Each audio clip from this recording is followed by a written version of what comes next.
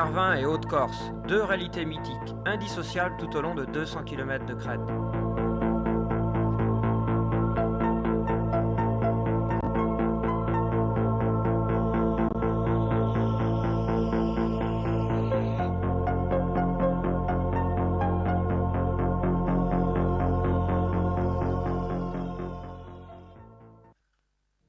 Notre intention première, appuyée sur un entraînement préalable intensif, a d'abord été, en collaboration avec le Parc naturel régional de Corse, de parcourir la totalité du GR, du nord au sud, non pas pour battre un record, mais dans un esprit d'expédition, d'aventure et de reportage, entre autres sur la grande faune, ce qui nous obligeait à une complète autonomie, essentiellement sur le plan ravitaillement.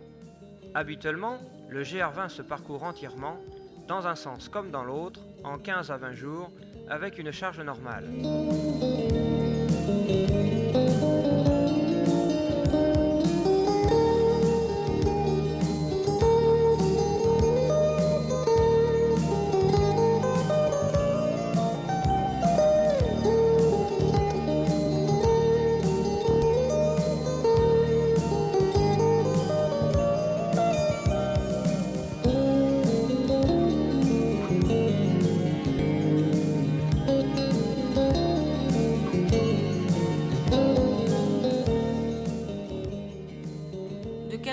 Près de Calvi, le sentier s'élève d'abord doucement dans le maquis, sec, parfumé, parfois impitoyable.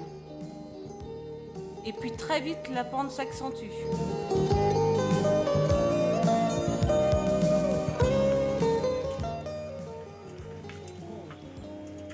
Les mollets pendant un temps, c'est les cuisses.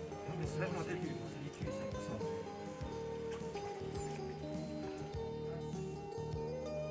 Les horizons se bousculent, dressent des lignes qui ne sont plus du tout celles du maquis. Le Cinto, devant, domine de ses 2700 mètres ce que chacun attend et redoute, le cirque de la solitude.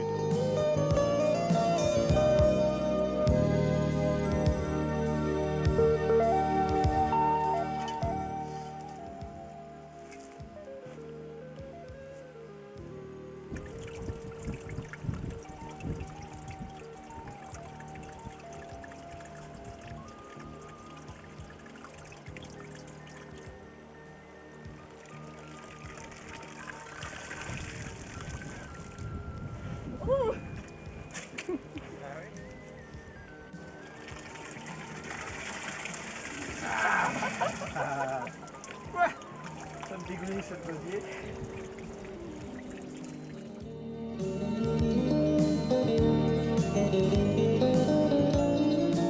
La chaleur accablante, les mollets tiraillés, encore habitués au continent, les charges pesantes, des semelles qui souffrent, tout concourt à faire de cette première journée un avant-goût de l'enfer.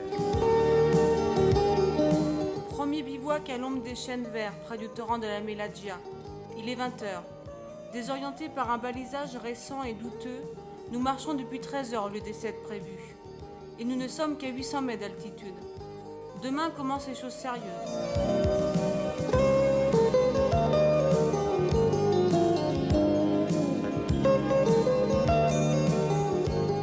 Il faut remonter de Bonifate, encore dans la forêt, jusqu'aux frontières des royaumes des mouflons et du gypaète, au refuge de Caraude, où l'on retrouve l'itinéraire actuel.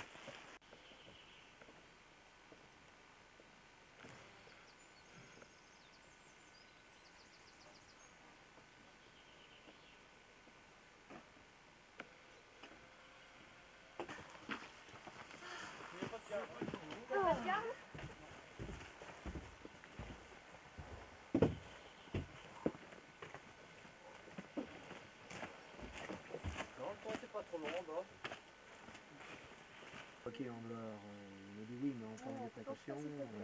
Ouais, ça c'était possible. Mais c'est pas lui qui m'a dit oui, hein. C'est là, c'est Léonie qui m'a dit ça. Ouais, c'est sûr. Ouais, non, mais C'est sûr que ça pose toujours un problème.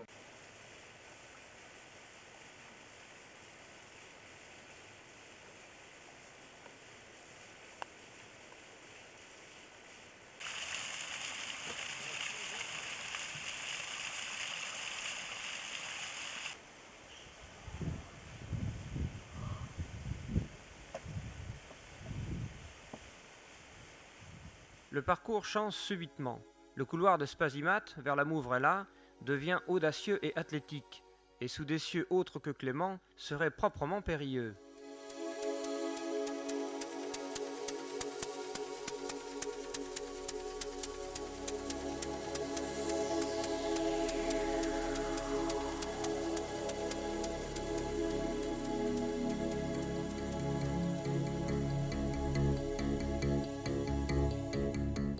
Il n'y a plus de sentier, et la randonnée promesse tenue tourne à l'escalade. Manque de souplesse ou charge efficace, les marches d'escalier sont de plus en plus hautes. Mais sous les godillots, le granit accroche bien.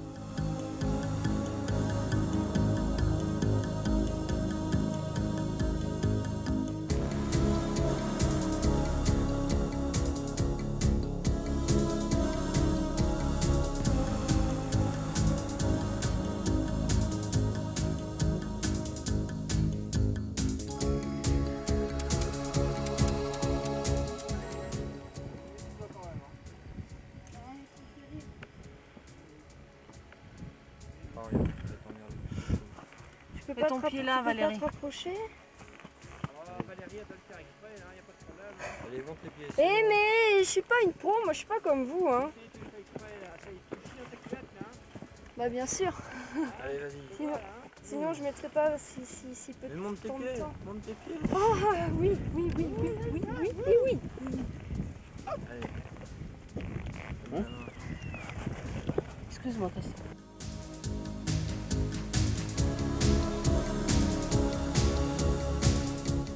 Sous la Mouvrella, vers 2100 mètres, le paysage est maintenant franchement alpin. Alors que, disparaissant au couchant, Calvi est encore toute proche.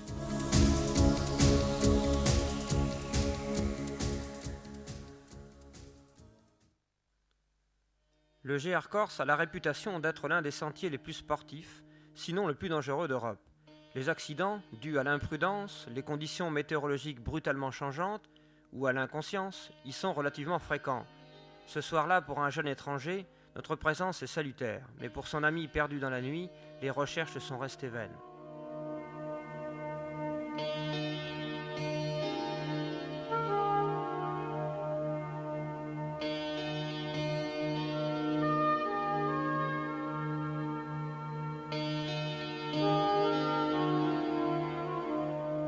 L'environnement austère, le tonnerre, la sensation de perdition, de solitude, ajoutez un passage sur dalles inclinées et glissantes au-dessus d'un vide omniprésent, et vous avez une petite idée de l'ambiance Haute-Corse. Voilà, tu vas me donner la main. Donne-moi la main. Toi, ici, là. Allez. Cherche une prise d'abord et après tu Là, regarde-moi. Celle-là, tu vois, tu la prends comme ça. Ouais. Non, je te donne. Non, je prends ton poignet. Voilà. Là, c'est bon, là? Bon.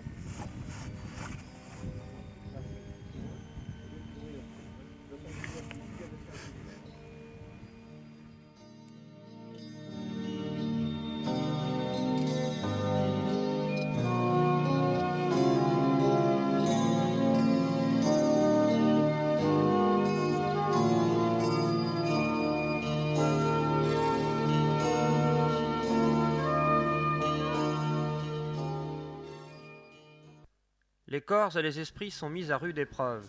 La chute gâte au moindre faux pas.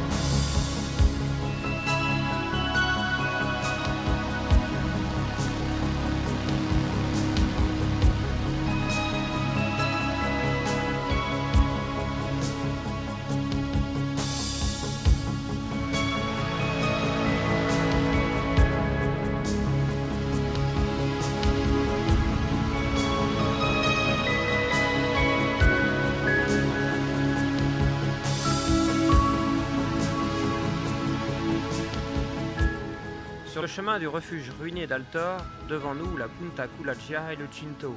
Ça va mieux.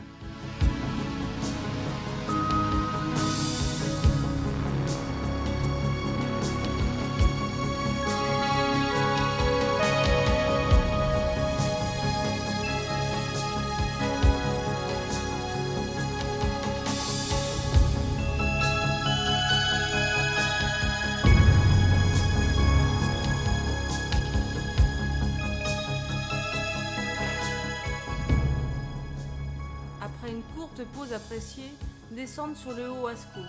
C'est l'occasion de partager temps et amitié.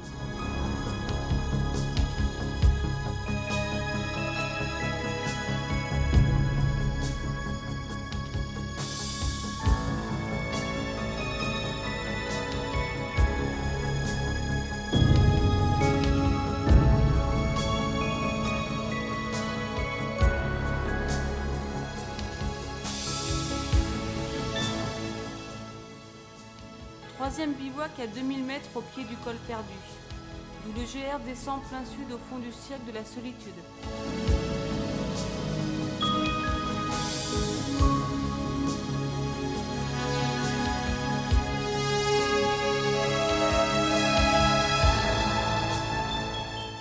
Crachant des nuages affolés, le col perdu, frontière sur l'inconnu.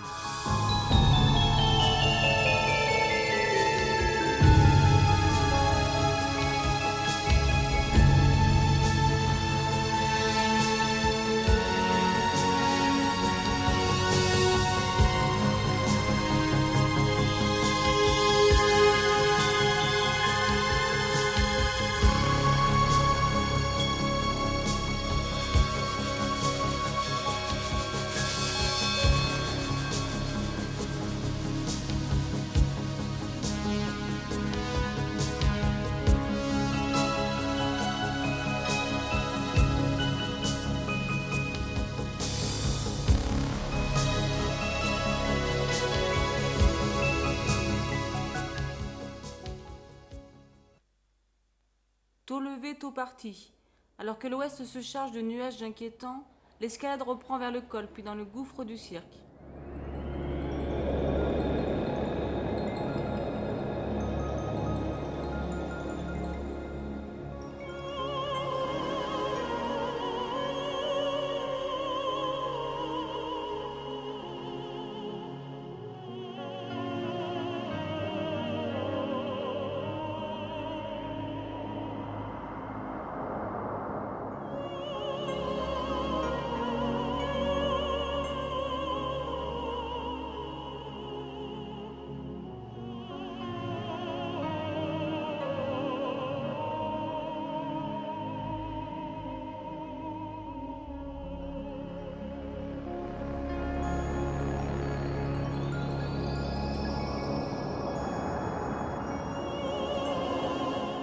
Entouré de toutes parts de sommets, certains rabotés, d'autres aiguisés par d'anciens glaciers, le parcours dans le cirque n'est pas réellement difficile.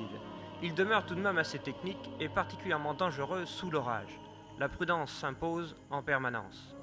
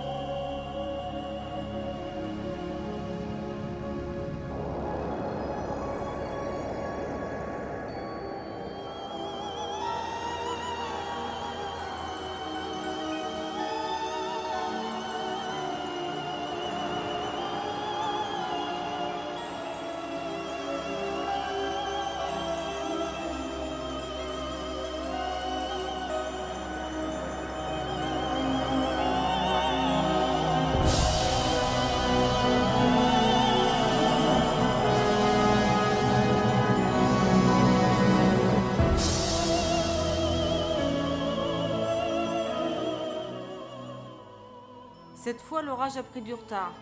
Le cirque est traversé dans sa totalité jusqu'au col de la Punta Minute, sans la moindre goutte malgré la menace.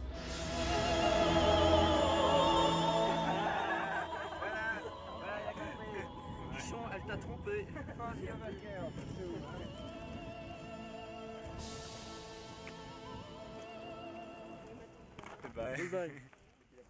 La victoire est de courte durée. Les trombes d'eau qui nous submergent littéralement pendant la descente transforment le moindre rocher en véritable savonnette et nous laissent à peine le temps d'atteindre l'appréciable confort du refuge de Tiguiette.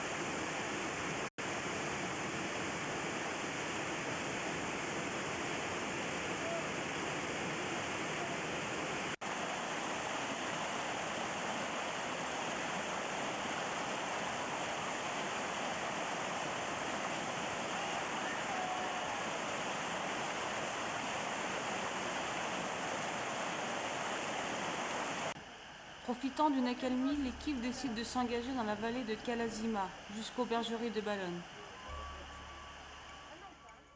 Mais la fête n'est pas terminée. Pendant toute la nuit, sous les lariciaux, le ciel se déchaîne encore avec une violence inouïe, sans cesse roulant, ici, là, assommant, ébranlant les volontés les mieux affirmées. Il faut pourtant continuer.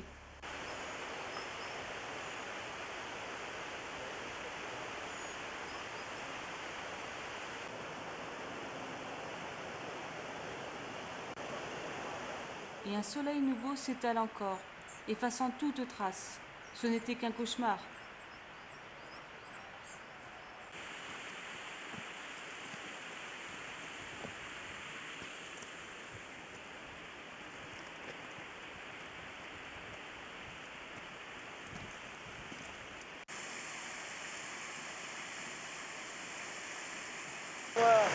C'est bon. Allez, ferme la manche et après.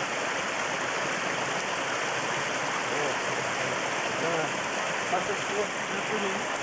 Bon, avec de l'animation, comme le tour en l'air.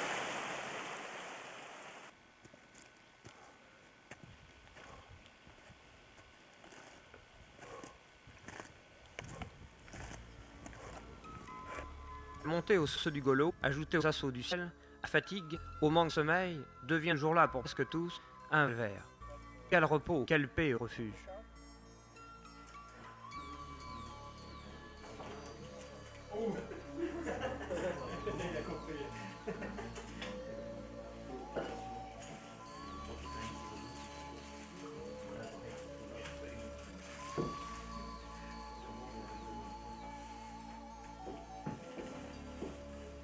Donc en gros, on a ski à 100%.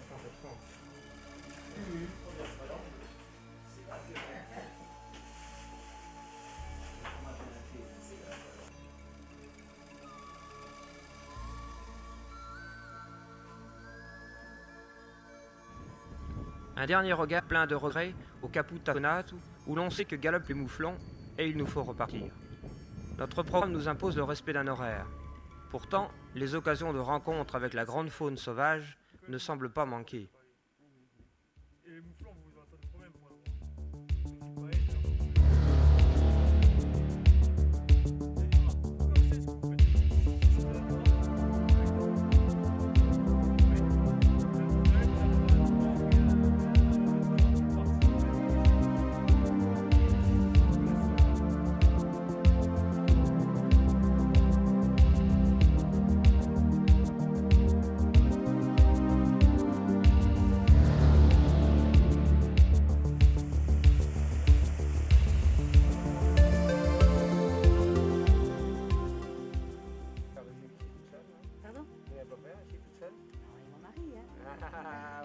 caché dans un coin. Et puis Non, regarde, il est par là, il est par là. Il rentre avec le troupeau. Ah mais il y en aura d'autres à descendre du mur. De Vergio, le sentier ombragé et reposant s'engage vers le col de Saint-Pierre. Il fait beau, le moral est au plus haut, la nuit et le brochou de la veille ont retapé corps et esprit.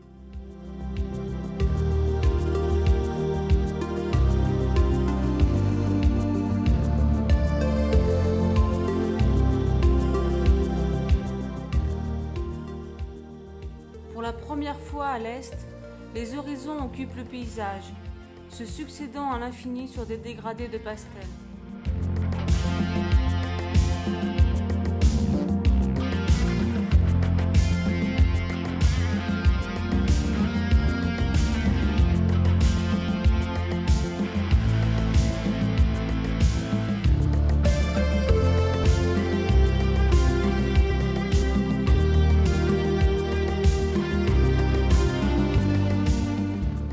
À 1450 mètres au col, c'est soudain la pleine lumière, où plus rien ne fait obstacle au regard.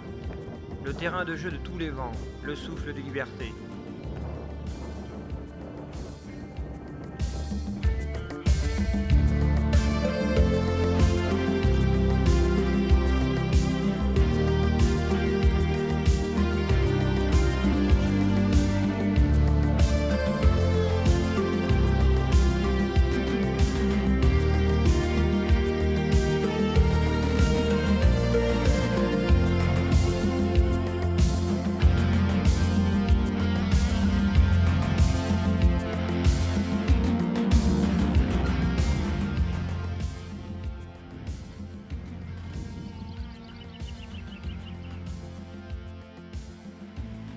Plus haut, l'étrange sérénité verdoyante du lac de Nigno, avant le tumulte des crêtes du Capitello.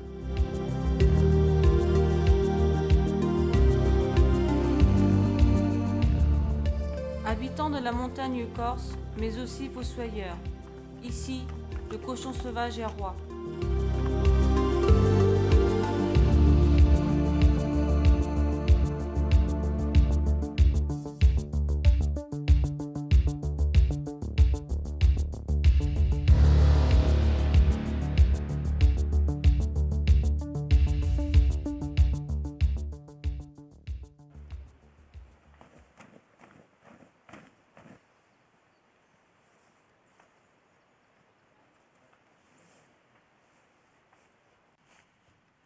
T'as tout rangé?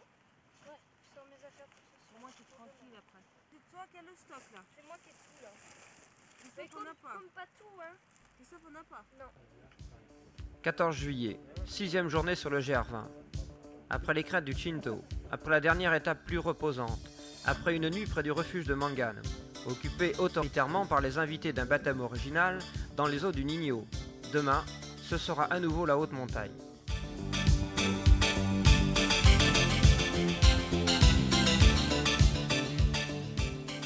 On nous indique, sans doute pour nous rassurer, 1h30 de marche jusqu'à la brèche du Capitello. C'est oublier les pauses obligées et surtout les charges.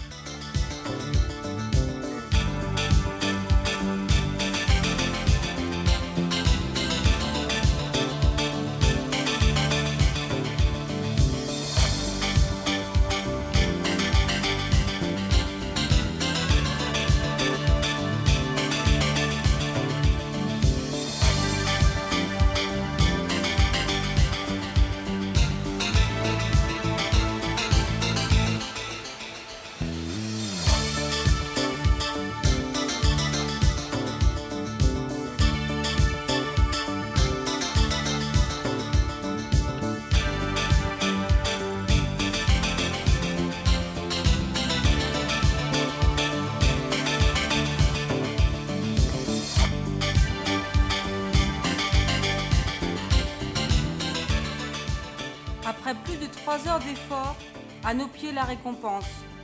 Les lacs glaciaires superposés de Melo et du Capitello. Le terrain jusque-là, déjà bien difficile, se redresse encore plus et joue avec la verticale. Fini la souplesse des pozzines. Les genoux grincent, les mollets grimacent. Les semelles essaient tant bien que mal de coller au rocher. Mais la caravane passe.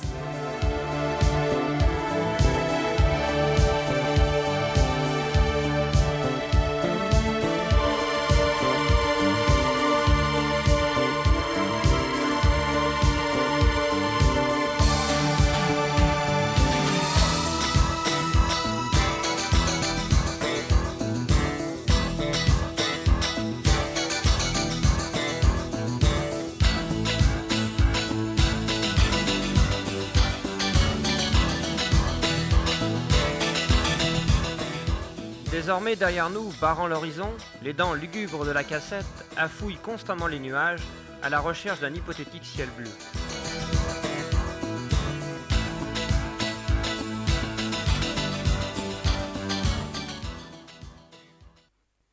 Le bivouac dans les Podzines, à 2 pas du lac de Reynoso, est cette fois-ci bien agréable. Mais au-delà de 2000 mètres, la nuit reste fraîche.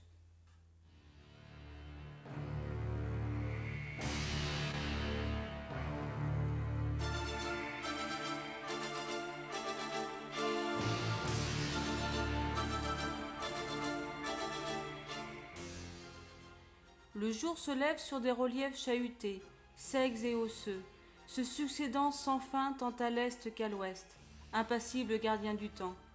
Une nouvelle étape commence.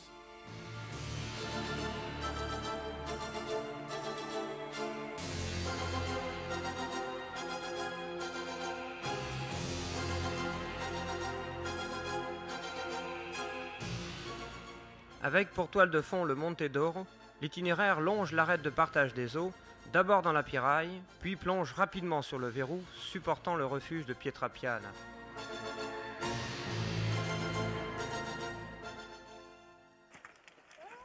De là, par une série de décrochements rocheux, c'est la descente à découvert le long du Manganel, jusqu'aux premiers ombrages de la vallée et la halte des bergeries de Tola.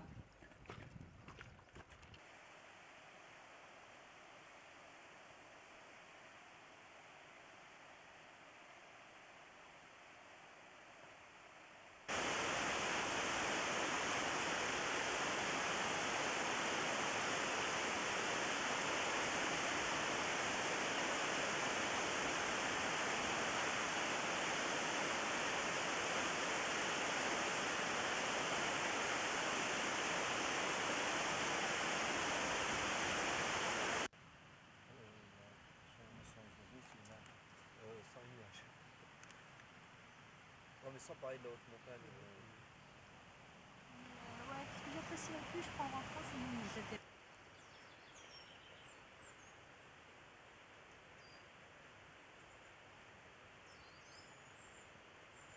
Qui demandera le moins de... Ouais, moi, je pars. Très bon. Délicieux. J'ai pas compris où il était les gens.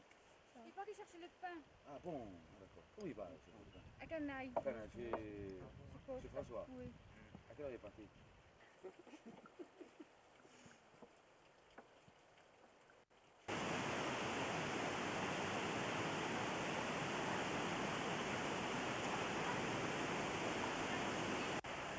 Du plus bas, à 900 mètres sur le Manganel, il faut remonter au refuge de Londa vers 1400 mètres, en franchissant à nouveau forêts, torrents, rochers.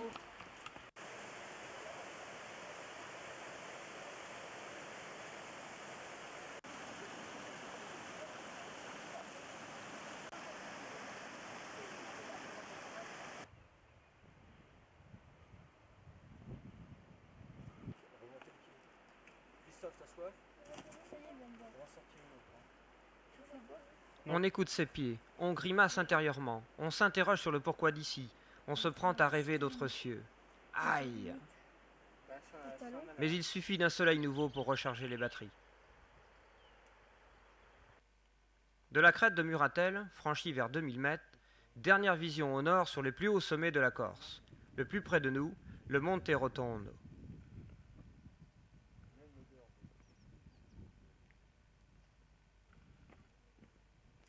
Puis, repartant de plus belle, de verrou en verrou le long de la Nione, cette fois, le GR, en 7 heures de descente très éprouvante, conduit à Vitzavone, point d'articulation des deux parties nord et sud. Étape obligée où bon nombre de randonneurs entament, terminent ou abandonnent la course. Pour nous, repos zéro, mais menu nouveau.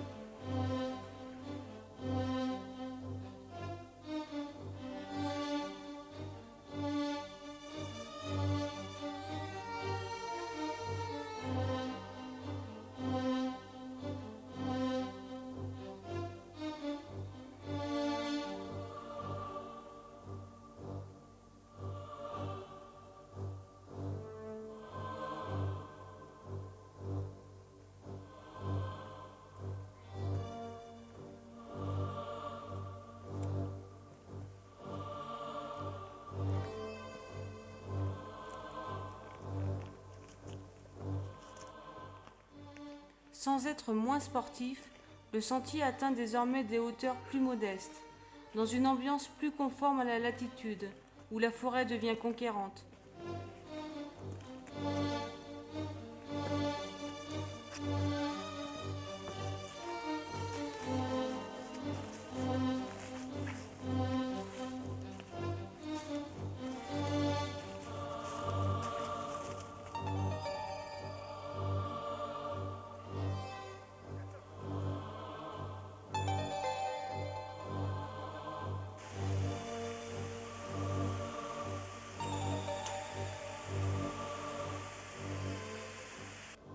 Toujours cap au sud, la 10e journée nous surprend aux bergeries d'Alzeta, si typique, au sortir de la forêt de hêtres, au pied du Renoso, et au bout du chemin, pour la nuit, au refuge de Cappanel.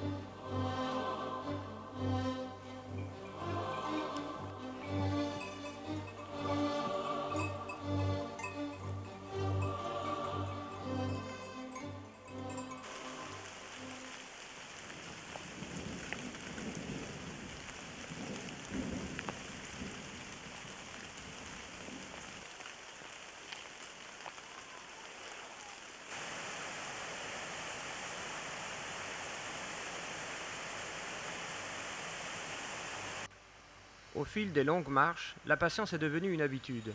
Les orages corses, violents, impressionnants, sont de courte durée. Il n'y a rien d'autre à faire qu'attendre le soleil qui ne saurait tarder.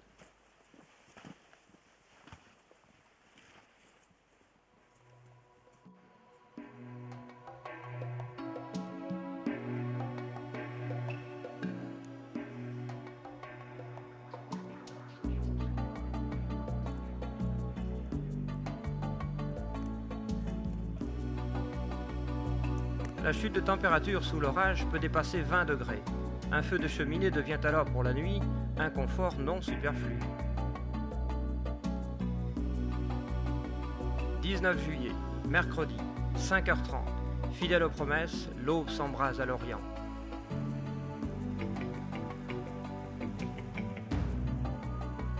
Pas de repos pour l'équipe sur la route. Longeant le Monte Renoso sur son flanc oriental par des sites moins austères, le GR entame d'abord la quiétude des bergeries de Tragliette, puis traverse le Marmano pour se faufiler à l'ombre jusqu'au col de Verdi.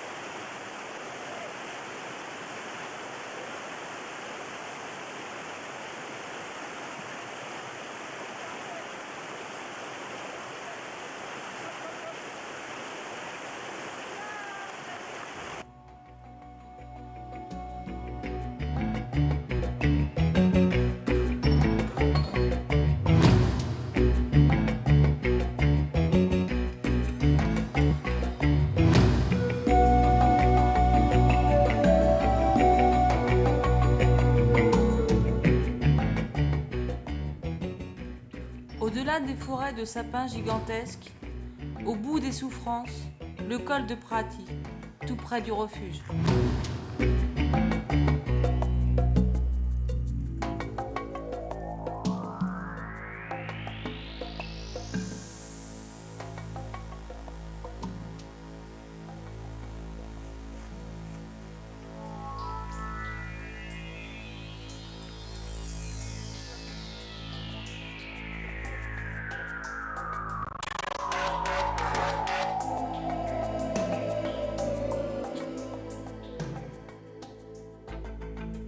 Des horizons maintenant plus calmes s'enfuient jusqu'à la mer, à l'est comme à l'ouest. La randonnée reprend une allure plus proche de sa définition.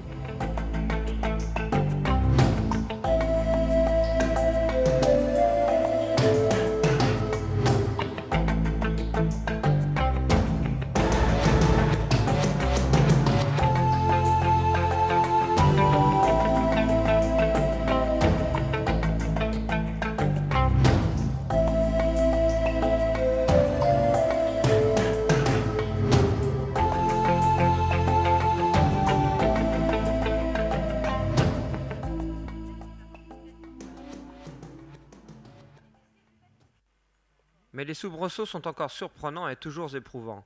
Sur la carte, une dénivelée reste un chiffre, parfois doutable mais abstrait. Dans la réalité, il en est souvent tout autrement. Jamais n'y figureront les bouffées de chaleur des aulnes odorants. Jamais n'y seront mentionnés les litres de sueur nécessaires à l'ascension des sommets. On croit toujours gravir la dernière pente.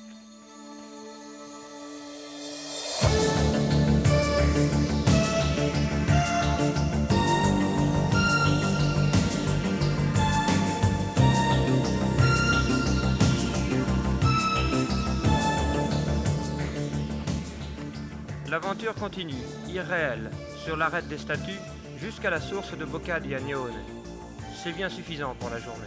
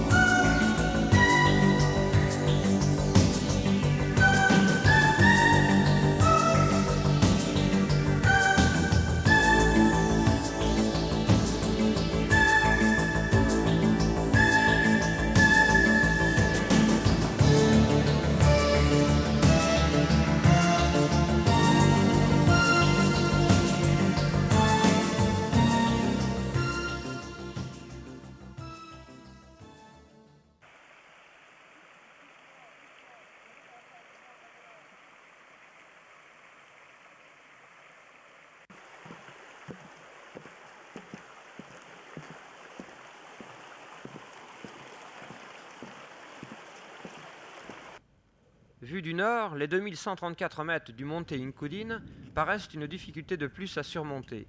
En définitive, après la passerelle sur le Casamintel, il se laisse vaincre sans trop de mal si la forme physique est bonne. C'est le dernier sommet important du GR.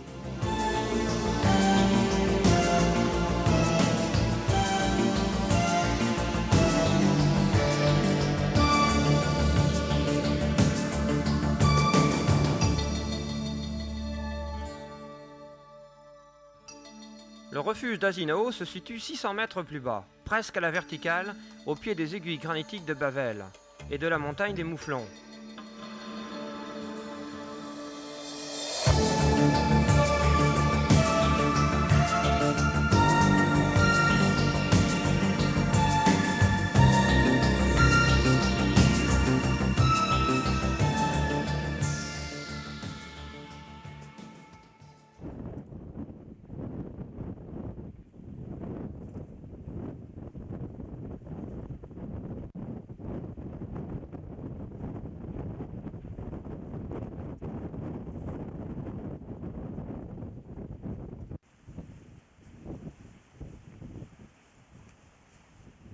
Asinao marque la dernière étape montagnarde avant la mer. L'altitude maintenant va décroître rapidement. Le GR trace péniblement son chemin dans une ambiance lourde de maquis denses, typique, où la fraîcheur brille par son absence.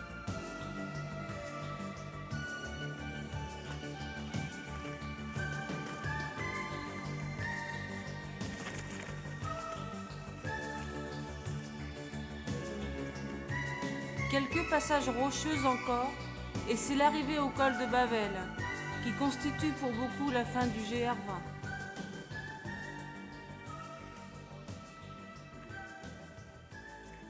Bravo! Bravo! Vous avez réussi, hein? Vous êtes tout maigre et tout pâle.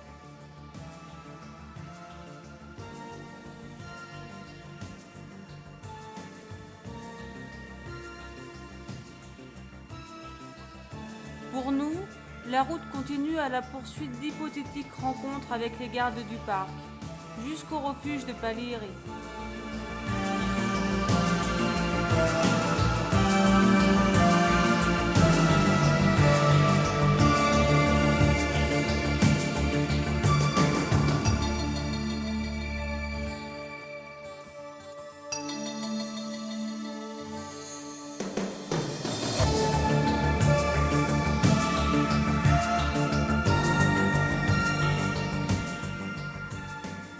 « 22 juillet, Dernier bivouac, définitif.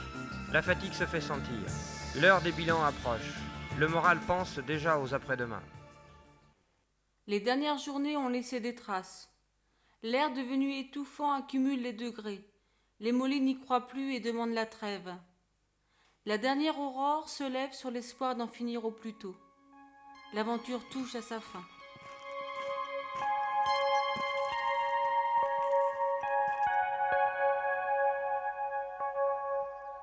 Il reste malgré tout l'immense trésor d'avoir ensemble tous les 6 usé nos semelles et transpiré sur 200 km d'un itinéraire prestigieux, d'avoir su partager des moments inoubliables, d'avoir su encore s'émerveiller.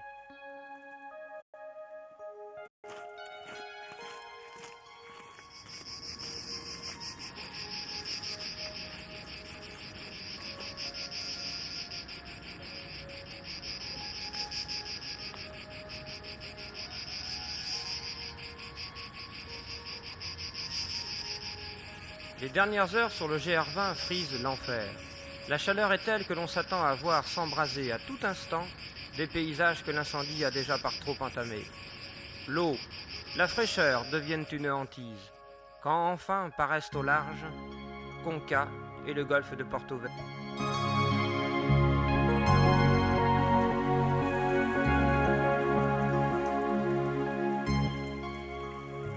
Conca, fin du voyage. Les corps et les esprits sont étrangement lessivés. D'un coup, tout est oublié pour ne plus penser qu'au retour.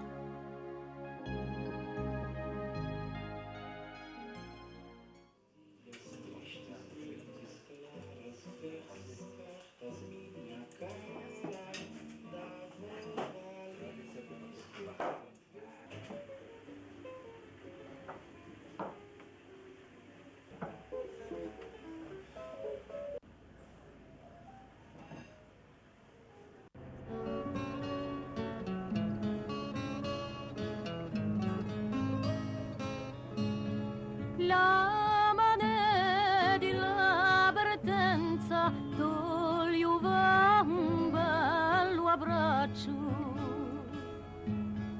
Tasterai lo mio cuore che fresco più che lo ghiaccio.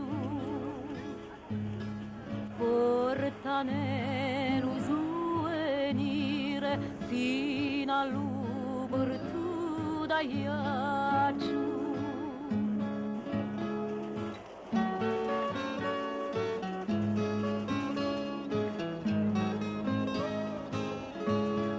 Lui a te lo dice in porto, pronto a cambiare bandiera.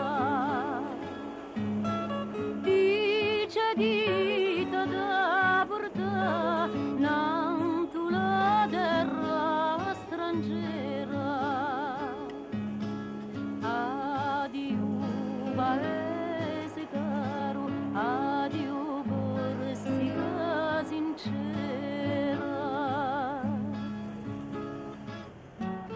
Alors que les crêtes chevauchées, théâtre de notre aventure, défilent une dernière fois sans possibilité d'arrêt sur image, l'autocar, puis le train, un peu malgré nous, caracole dans cette autre Corse, celle de la mer, que nos yeux endormis n'ont fait qu'entrevoir. Si la Haute-Corse nous est devenue un peu plus familière, il demeure quelque chose d'indécent à traverser ces autres merveilles à la manière d'un fuyard. La page est tournée. Calvi, point final pour nous, est atteinte après Porto Vecchio, Ajaccio, l'île Rousse et tant d'autres sites à peine effleurés, sans avoir eu le loisir de dire ouf. Subitement, le temps s'emballe.